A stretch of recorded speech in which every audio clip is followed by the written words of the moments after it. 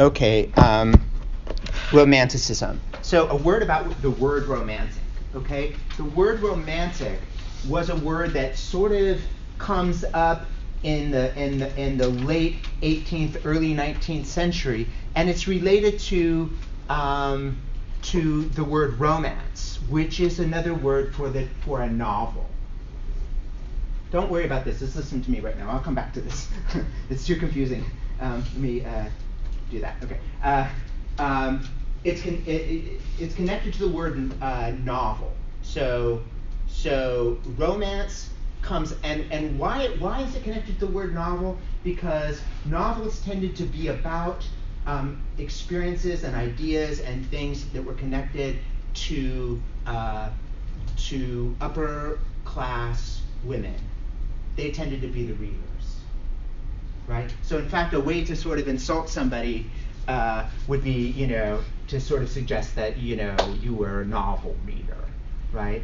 Even though it was like only a certain percentage of the population could even read, much less would have access to these materials. So the idea is that the romantic or romanticism, and it's developed at almost instantaneously, a little earlier in France, but in Germany and Britain kind of at the same moment.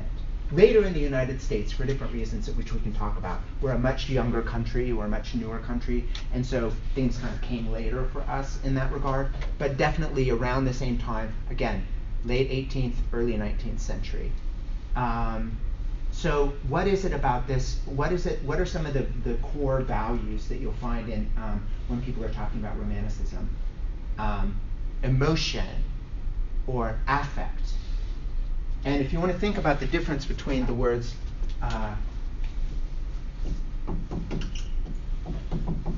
emotion and affect, this word, right, like it affected me, right? One way to think about the difference between the emotion and affect, and they're both kind of part of the romantic, is this one is more kind of learned, and this one is more kind of bodily, or it's more of a sensation. So writers in the Romantic period, they'll use them kind of interchangeably sometimes. But I think for us, it's useful for us to think about what's different between affect and emotion. So can somebody give me an example of an emotion, something that's learned? Yeah. Sadness, okay. Sadness can be, I think sadness can almost be both, right? But sadness, let me put it this way. Remorse is a learned emotion. Do you see the difference? Like, you have to know that you did something bad. A little baby doesn't naturally feel remorse. You almost have to shame the child. Yeah? Like joy? Joy, I would say, joy, again, could kind of be on either side. I mean, joy is like, yes? Guilty? Guilty is definitely on the emotion side. Yeah. Envy? Envy is definitely on the emotion side. Good. You see what I mean? That these are kind of learned things that you almost have to train people how to feel these things. What about affect? Because I think joy can be here. Yeah.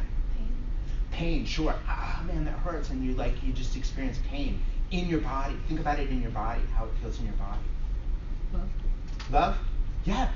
I mean, love. That's what's funny about these is that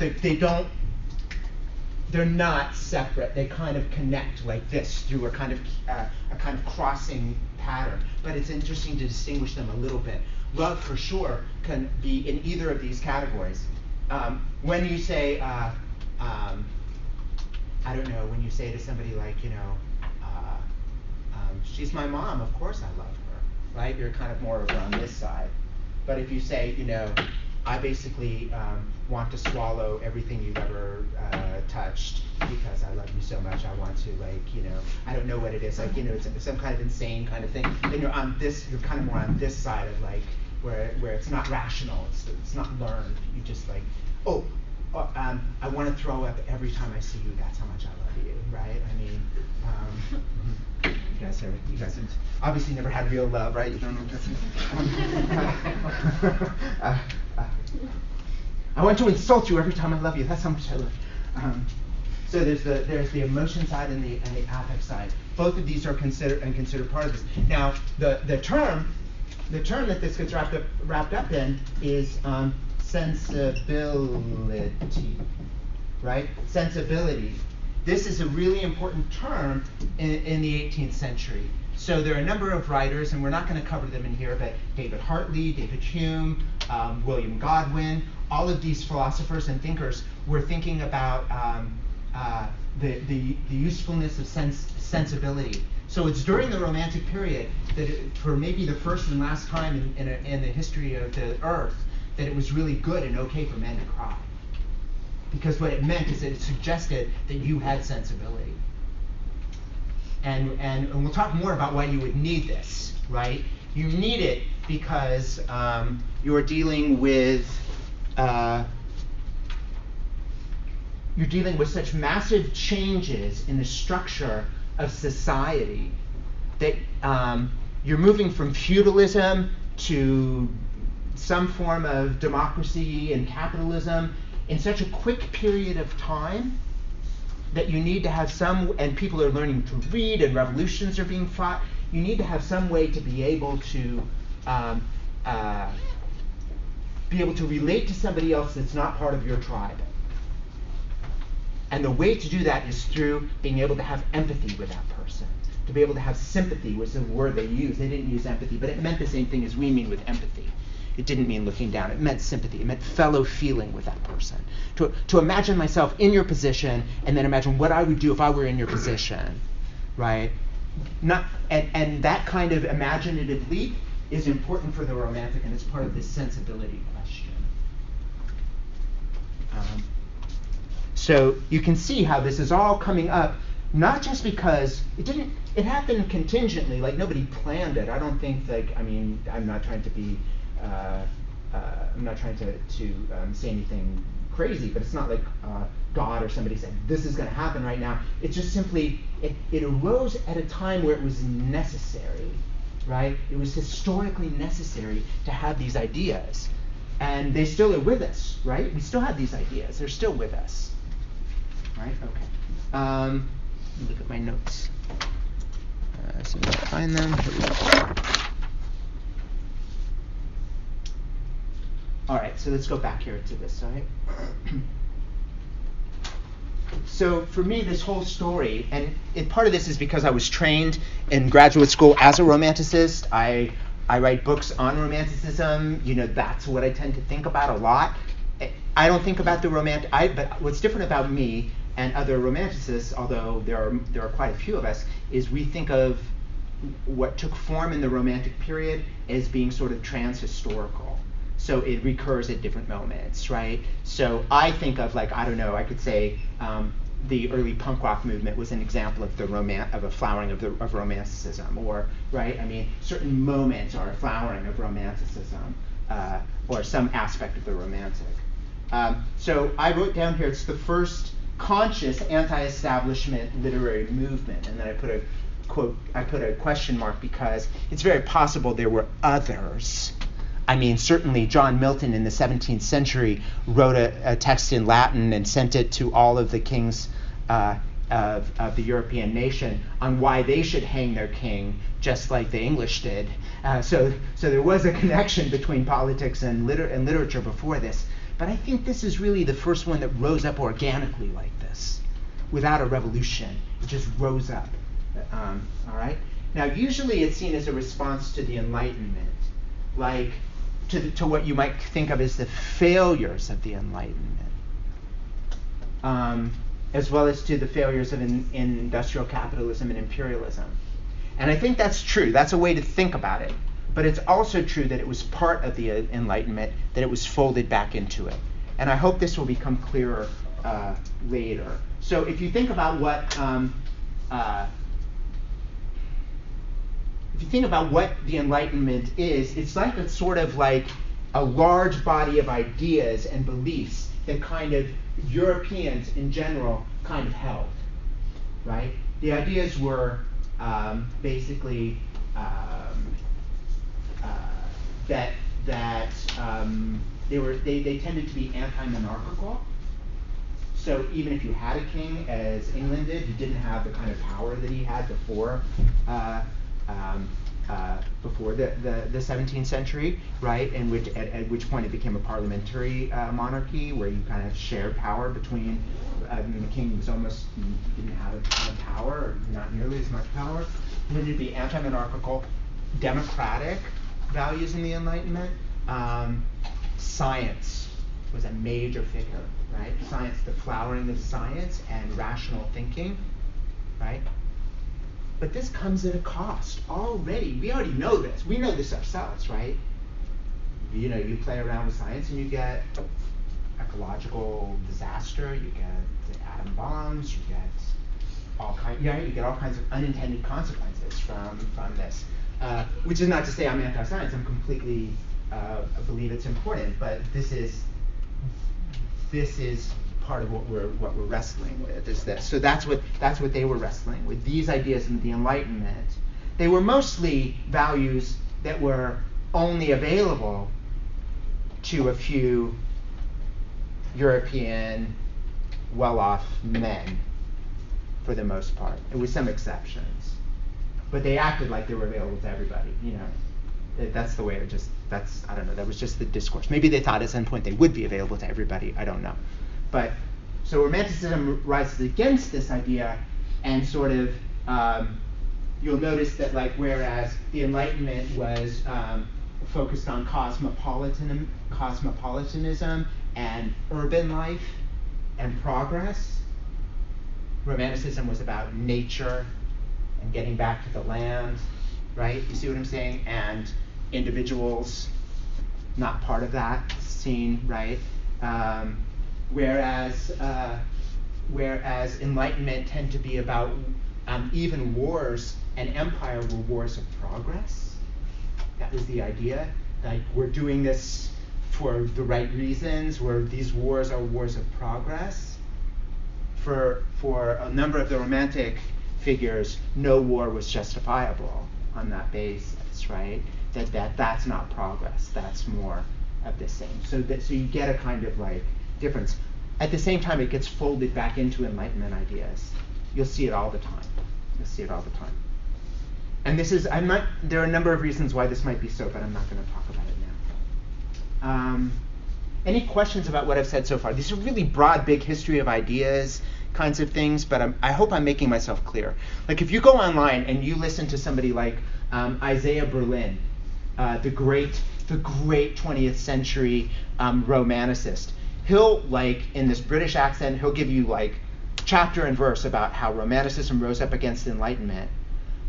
I think he's mostly right, but I think there's also a sense in which there's always a danger. One way I could do it is to give you an analogy.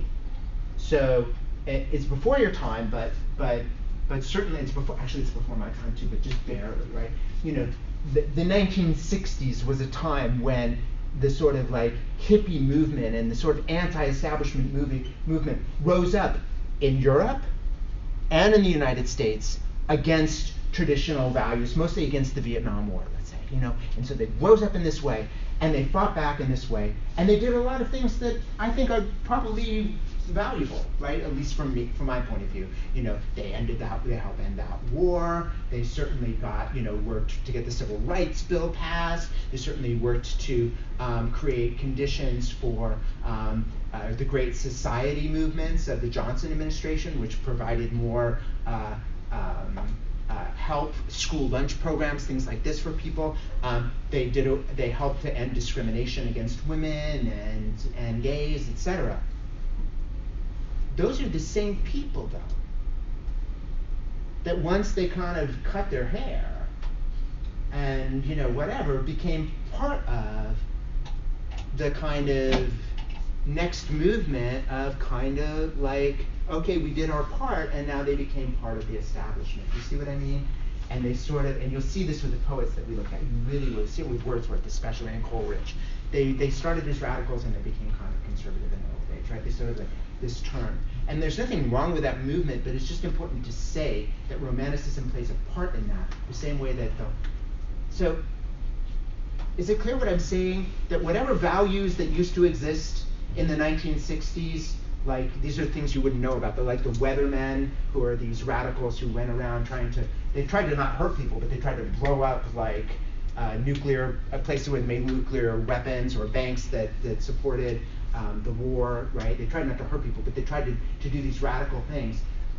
All of that gets lost, and all you get is, songs like Fortunate Son by CCR, or All You Need Is Love by the Beatles. You know what I mean? Like, it becomes an empty message, right? And that's what happens. I mean, that's what happens to a lot of movements. They just become empty messages after a period of time. And that's what I think happened to Romanticism in a way, part of it. Another part of it will not be, it's kind of indigestible. You can't swallow that part and that's the part I'm interested in, this kind of naughty, kind of like grimy, kind of grainy Romanticism that won't be, it's not pretty, and it doesn't, it still bothers us, and you'll see some of it in this writing we'll look at today. It doesn't quite fit back in, can't be folded back in. All right, can somebody turn the lights off, and I'll do a quick PowerPoint, and then we'll look at these poems. Still, there's one more. There you go.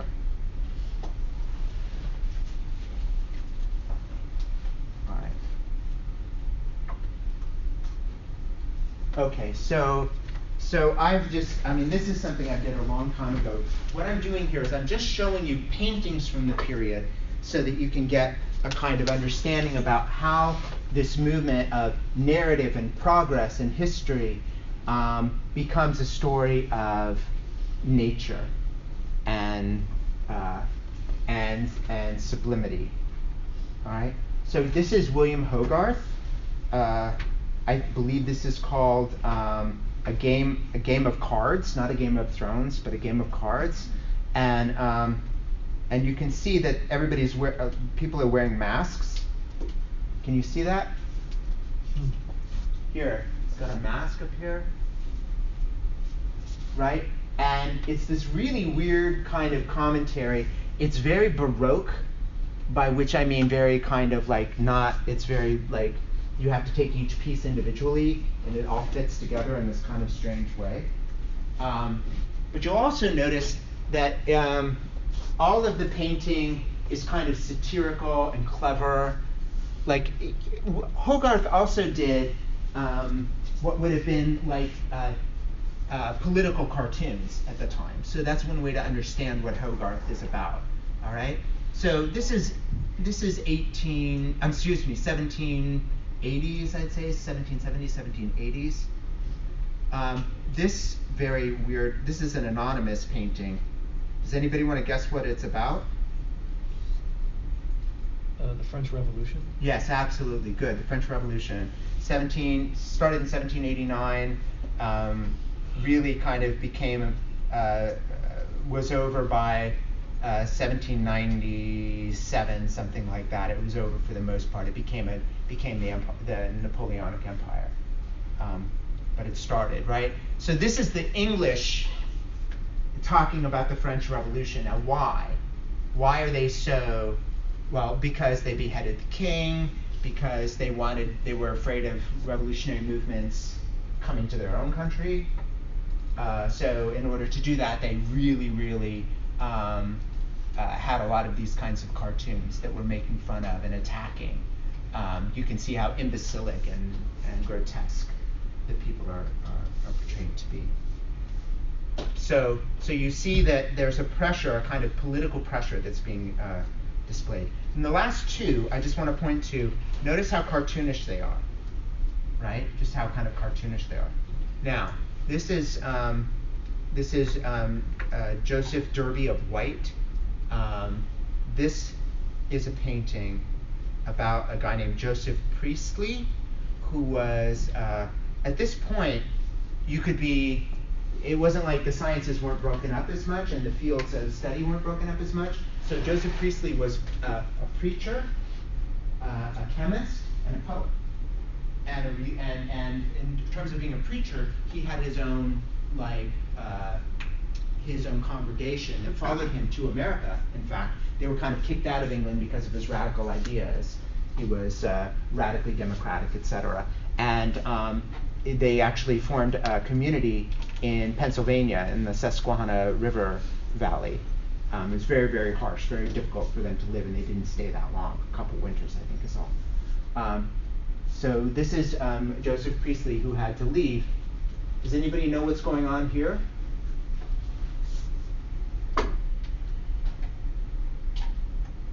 See this, the girls turning their faces away? Oh, are they going to burn like light magnesium or like where it's like really bright? No, that's a good guess. I would have. So Joseph Priestley is largely responsible for discovering the properties of oxygen. So before this point, we weren't really clear unless necessarily on what it was that helped us to be alive. So what's happening here is a vacuum is being created, and this bird is put into this vacuum. So this is a kind of very grotesque scene in a strange way of like killing this bird in order to make a point. Right? You put the bird into the globe and you suck the oxygen out, and you have, or I don't know if that's how they did it, but somehow they got rid of the oxygen. Whether they burned to put CO2 in, I don't know. But you can see how this guy's trying to say, no, it's science, my dear. Look. And she's going, the poor birdie. And, everybody's kind of looking. And so we're starting to get these responses to science, right? Responses to science. Also responses, another painting by the same guy, responses to industrial capitalism. What I want you to, industrial production, right? What I want you to see is the way in which in almost every one of these, the women are turned away, right? And they represent a kind of like, to me it feels a little bit like, well, it's necessary to have this science, but it's the work of men, right? And will be there will represent love and all these values over here. You go do this work of empire and this work that needs to be done. Another by the same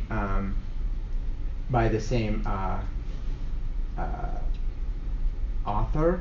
One thing to think about is that cities like Manchester and London were, in the early 19th century, were amazingly polluted places because of coal burning. They were amazingly polluted places. If you had money, you took your babies out of the city until they were 5 or 6 years old, and you had them raised in the country because they were so polluted. Later in the century, even the then very young Queen Victoria writes about taking a train and going through cities that were entirely black, right, covered in this soot, etc. All right, but now we start getting a different side. This is J.M. Turner, a very important Romantic period painter. You start getting what I would call these romantic images of nature. You see how there's an opposition being created between science and industry and nature and whatever, and now it's getting kind of like appropriated from women poets, women writers. The men are starting to take it over and think about it. This is the same painter, Turner. This is the Swiss Alps, which we'll return to. Actually, we'll return to it in the novel Frankenstein, a very important feature of the Romantic period because it represented for that period of time a concept called the sublime, right? Which we'll talk more about. Here, another painting about wars at this moment. And then finally, Constable. This is a painting by John Constable. These are cloud studies, and he did a number of them. And what I'm interested in these cloud studies are the way in which he begins to work on these clouds, and they become abstract paintings in and of themselves, which I think is really amazing. So you get a moment in Romanticism that's starting to look towards modernism, right? The kind of breaking apart of figuration into non-figurative painting, where it's not representational, it's just an image, it's just an amazing image, right? somebody get the lights before we all go to sleep? Thank you. All right. So any questions about this kind of really broad strokes, beginning? I'm just trying to get you to the point of understanding it. Any questions about it?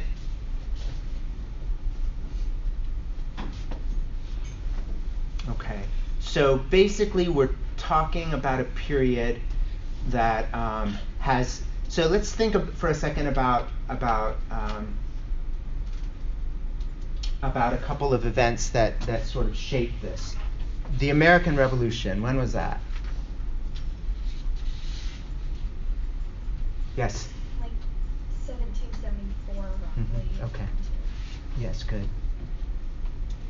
So here's a big loss for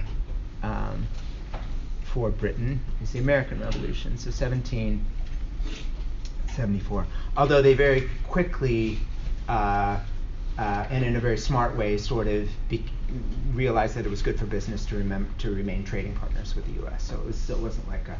So that was one. What about the French Revolution?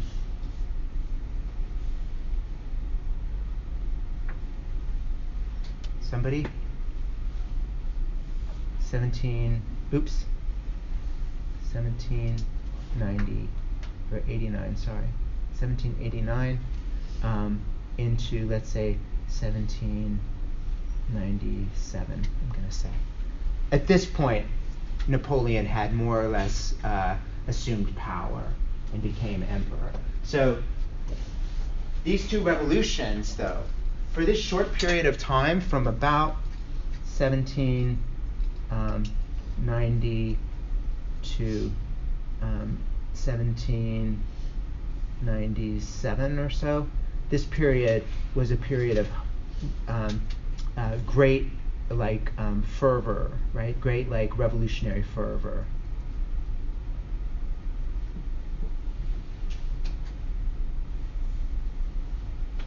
Especially before 1794. Because 1794 is sort of the point where they call the terror. Yes. Did you have a question? Oh. Nah. They call that the terror. So this is basically 1794 is when 1789 they storm the Bastille. They take the king hostage, and they sort of say okay.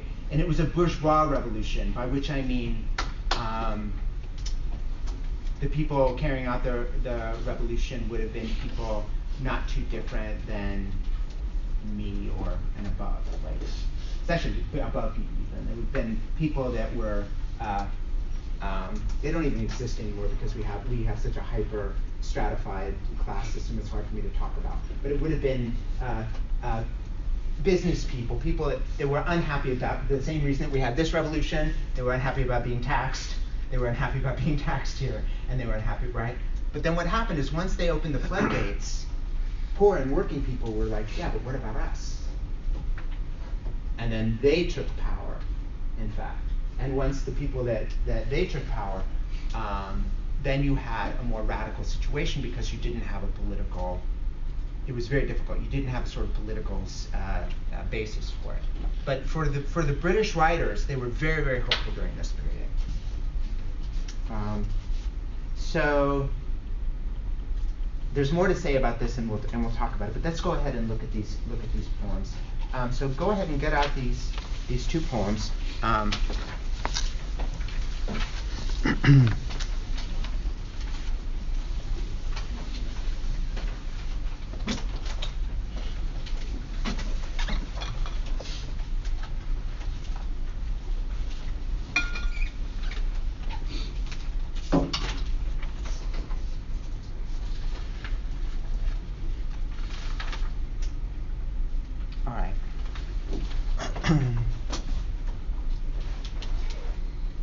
Look at this version of this poem. I think they are the same. Yes, there's a little bit of a difference in the final stanza in some of the editions of this poem, but this one's all the same. Now I'm going to refer to these poems throughout the semester, I believe, probably, because for me they really represent an important kind of ground for the rest of the class, something that allows us to kind of return to like a touchstone, okay? So lines written in early spring. I heard 1,000 blended notes while in a grove I sat reclined, in that sweet mood when pleasant thoughts bring sad thoughts to the mind. To her fair works did nature link the human soul that through me ran, and much it grieved my heart to think what man has made of man. Through primrose tufts in that green bower, the periwinkle trailed its wreaths, and 'tis my faith that every flower enjoys the air it breathes. The birds around me hopped and played, their thoughts I cannot measure, but the least motion which they made, it seemed a thrill of pleasure. The budding twigs spread out their fan to catch the breezy air, and I must think, do all I can, that there was pleasure there.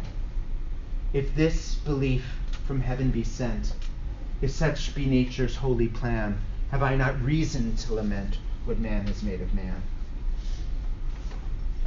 All right, this is written by William Wordsworth, one of the most important poets of this period. In fact, one of the most important poets in Anglo-American literary tradition.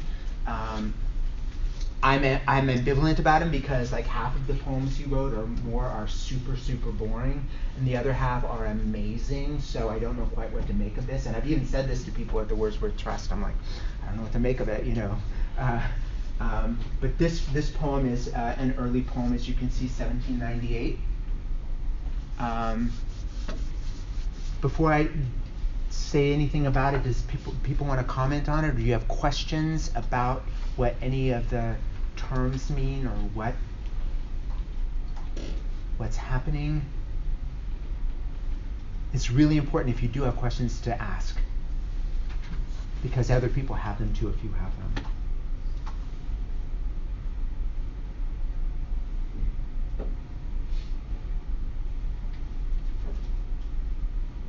Okay.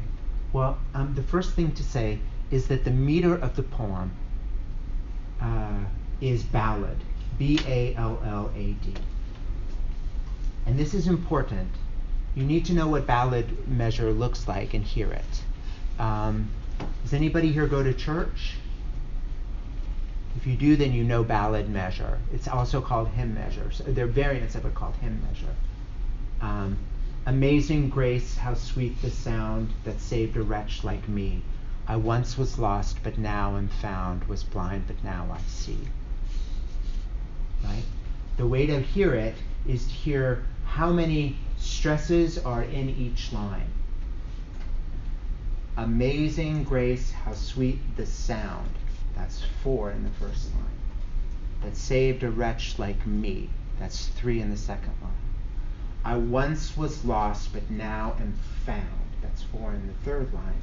Was blind, but now I see. Okay?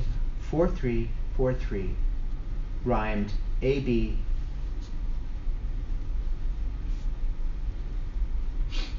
Yes, A-B, A-B. A-B, A-B, okay? So now listen. I heard 1,000 blended notes.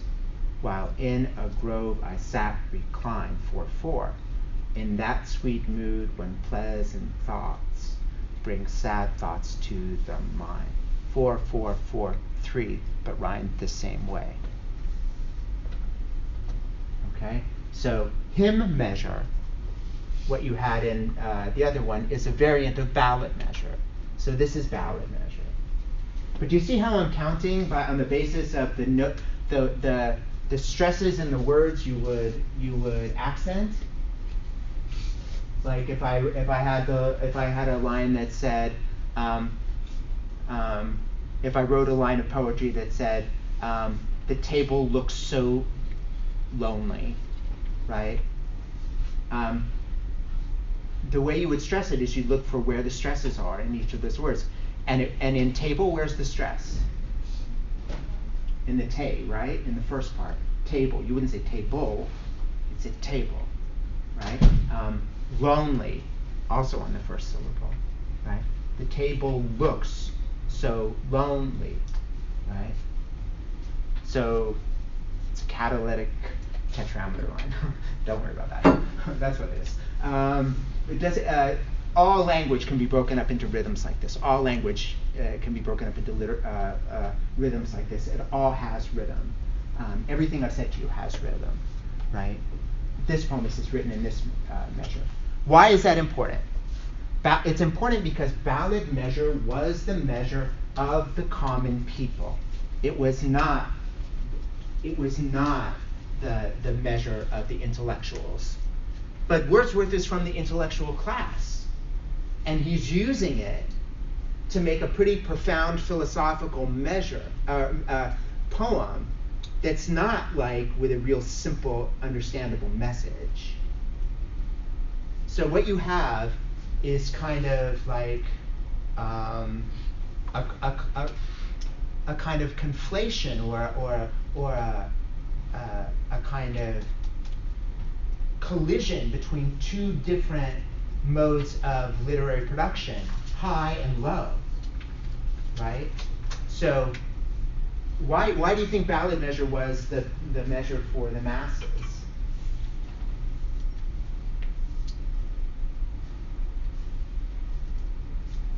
Why do they sing hymns that are so easy to remember? Yes? The fact that it rhymes might make it easier to remember. Absolutely. The fact that it rhymes and it has this really steady beat makes it much easier to remember, and that's important because there was a high level of illiteracy. And in order to pass culture from one generation to the other, you had an oral tradition of singing these ballads. That's why many early Scottish, English, Welsh, and Irish ballads are anonymous. We don't know who wrote them. We don't know who wrote them, right? So they just kind of came, right? And people learned them, and they passed them from one generation to another, and they didn't have to be read. They didn't have to be written down. When Wordsworth comes along, who had been to Cambridge, he grew up in the Lake District, which is kind of rural, but he moves back to the Lake District later to be amongst the people. But he's a kind of radical in this way. He's a kind of he had gone to France to check out the French Revolution. He was excited about it. His father had been a lawyer. He was not a poor guy. He was not a wealthy guy. He was a kind of lower middle or upper middle class guy. But he was very well educated. He chooses to write his poem in ballad measure. He chooses to bring together these two different strains, right? It's pretty important, and he becomes an important part of a ballad revival. Okay. All right, what about the message of the poem? How do you sort of scan or understand the message of the poem?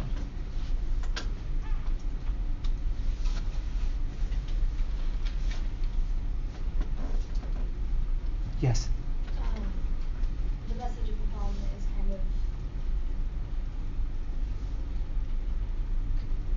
it's almost, he's like regretting what man has become outside of nature and how we've forgotten all of like the simple things. Yes. So it's just kind of like a call to return back to nature. Oh, excellent. It is a call to return. It's a strong call, right? He doesn't actually come out and say that, but you're absolutely right. That seems to be the argument. Somebody else want to add to that? So nature, and I'm going to have a lot to say about this word, but let me just first of all tell you, before you get too dewy-eyed and moist about it, I don't think there's anything natural about the word nature. I think it's a very constructed idea. It's a very important idea, but it's a very constructed idea. And Wordsworth is one of the people here responsible for kind of constructing this idea of nature. Right? And we'll talk more about why that is. But nature is over here, and culture, we should call it probably human culture, is over here, right? And we have this man here, and then we have this man here. Right? So we have two, he does a kind of radical split in the anthropological understanding of who we are, right? And he says, he begins in this really crazy way, which I'm going to just bracket for a second. Let's don't worry about the first stanza, which is crazy in itself. Why pleasant thoughts would bring sad thoughts? I mean, I understand it, but I don't know if you do, but like, I understand it, but we'll just put it aside for a second. So then he goes off to talk about,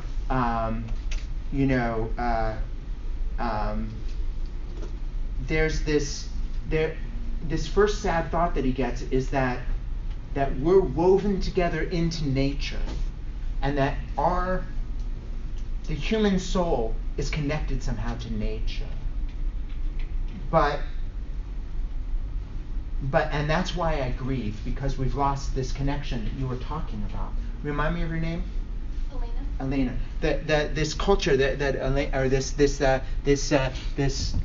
basis in nature, we've lost it through becoming too cultured, to becoming too sophisticated, to becoming too acquisitive, too much a part of what Wordsworth used to call in another poem buying and selling. Too much about buying and selling, and not enough about being, right? About somehow, right? That's the sort of idea. But then the only way he can justify this is by making nature somehow. The only way he can justify our connection to nature is to personify nature in this really weird way. Like, the birds hop around me and they have pleasure. I don't know. Maybe they do. My dog has pleasure chasing those birds. But I mean, there must be pleasure, right? So maybe they have pleasure, but I don't know. Okay, so he says the budding twigs spread out their, budding twigs spread out their fan to catch the breezy air. Like, they want to get some air. They're kind of sweaty, and they want to cool off, or they want to just feel that nice breeze, right? That's weird. That's really personifying. Guess what? I just read that science has shown us, I don't know quite how they do this, that if you go to a tree or a plant or a blade of grass and you cut it cries out. You look like I'm making this up. I'm not making this up. No, you just upset me. You can measure the each time, like, you can imagine the kind of cacophonous. We can't hear it, but it can be measured by these instruments, right? So Wordsworth was way ahead of his time thinking in these concepts. I'll try to find the links for it, and I'll post it down in the comments somewhere. But like, and it bothers me. It bothers me too, because I even hurt myself. I had like pain. I cry out. Like the poor little plants. It bothers me because, like, what now? I can't eat like I can't even eat the plants because they'll cry out. I'll hurt them. All right. Anyway, you see what he's doing. He's setting up this thing, but he has to make it work in this way. He has to somehow make it work in this way.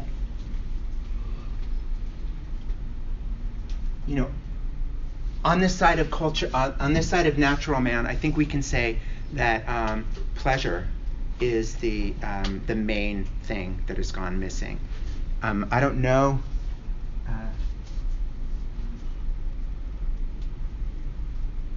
Enjoyment, pleasure. It recurs all through the poem, this idea of enjoyment and pleasure. So if we have pleasure here, we have something like all these different kinds of. If we think of what's the antinomy of pleasure? It's probably pain, but you can also think of it in terms of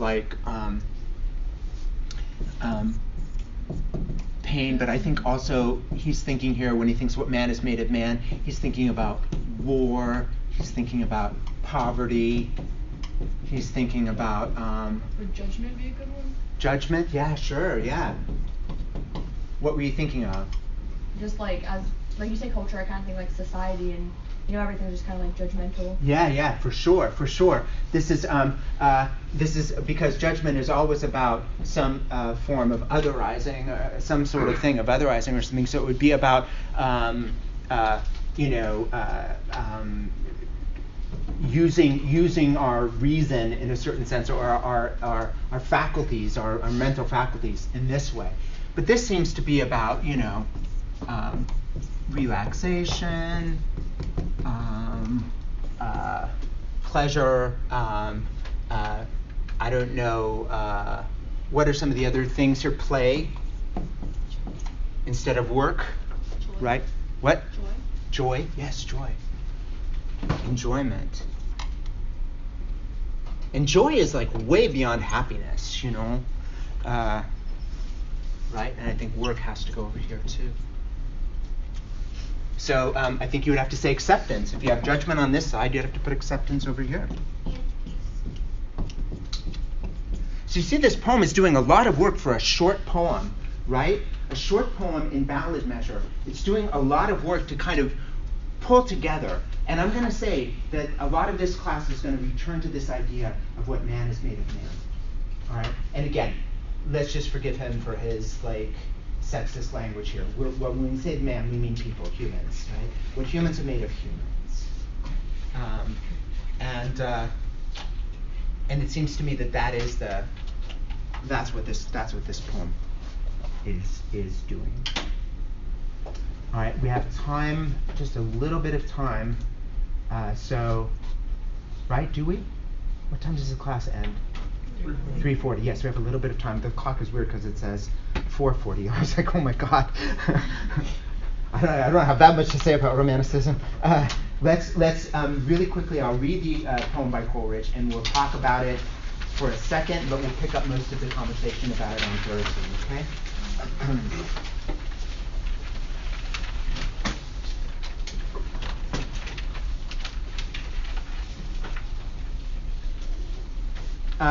So a couple things to say about it. I said this poem was what kind of poem? Ballad. Good.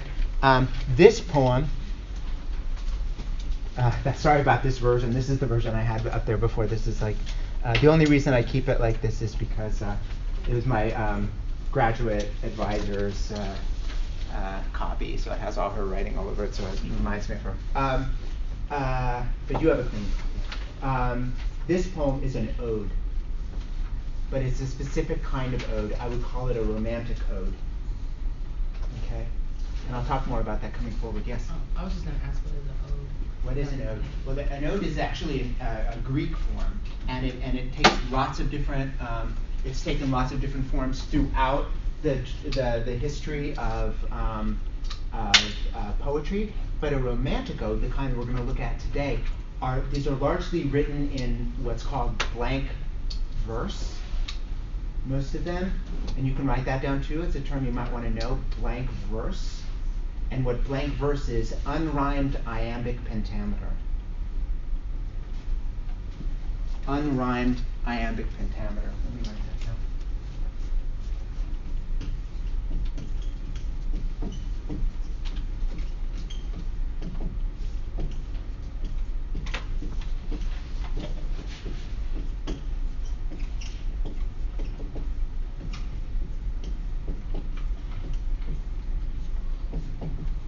So a ballad measure has a rhythm that goes da-dum, da-dum, da-dum, da-dum, da-dum, da-dum, da-dum, da-dum, da-dum, da-dum, da-dum, da-dum, da-dum, da-dum. Iambic pentameter has the beat that goes da-dum, da-dum, da-dum, da-dum, da-dum, da-dum, da-dum, da-dum, da-dum, da-dum.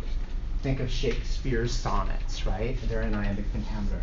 I would never say that I was false of heart, though absence seemed my claim to qualify. As easy might I from myself depart as from thy soul. It's this kind of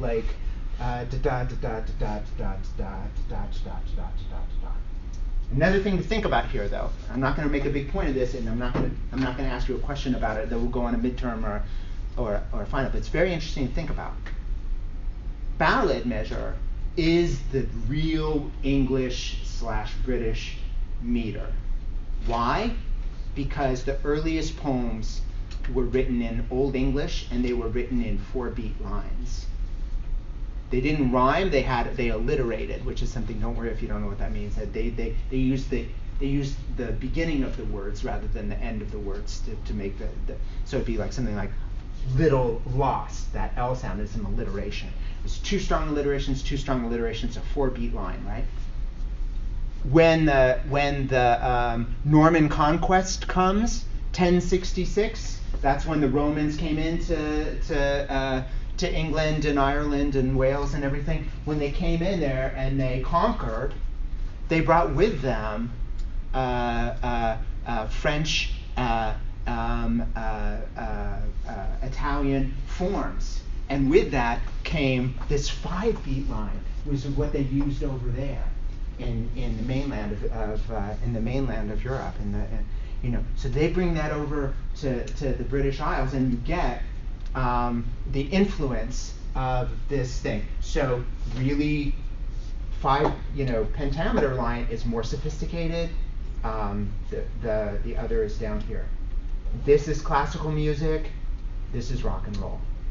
Right? This is jazz. This is country. This is hip hop. This is classical. This is experimental. This is whatever. Right? So you think about it like that. It's not exactly like that, but it's pretty interesting to think about. Unrhymed iambic pentameter, on the other hand, is a movement where they're trying, again, to force these two things together. You see what I mean? Something low and something high. No rhymes now. It becomes like the iambic pentameter flows from one line into the other, and you almost can't hear the beats regularly. And it becomes more like a prose poem or something like that. It becomes more flowy, more experimental, right? Sort of like the first time that anybody got the idea to use strings in a rock and roll song or something like that. You see what I mean? Or the first time that somebody brought together, oh God, there are just so many horrible examples. I'm trying to think of something good. But it's just this cross-cultural kind of thing, all right? I'm exhausted. There's no way I can read this poem. We will do it on Wednesday, I promise. Here, wait, don't go anywhere, though. Let me hand this out to everyone so you've got copies of the reading.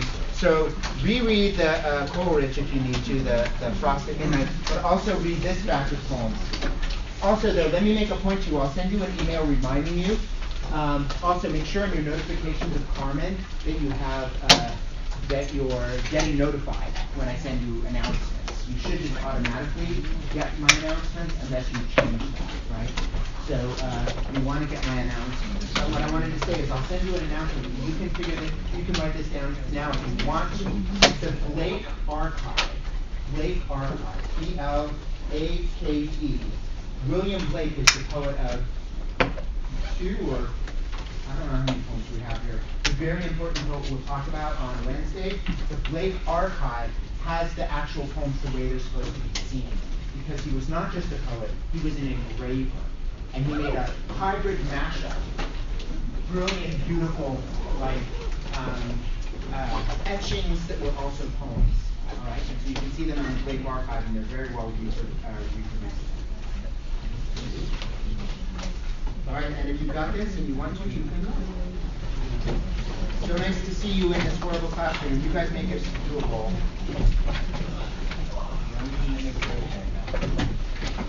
Okay.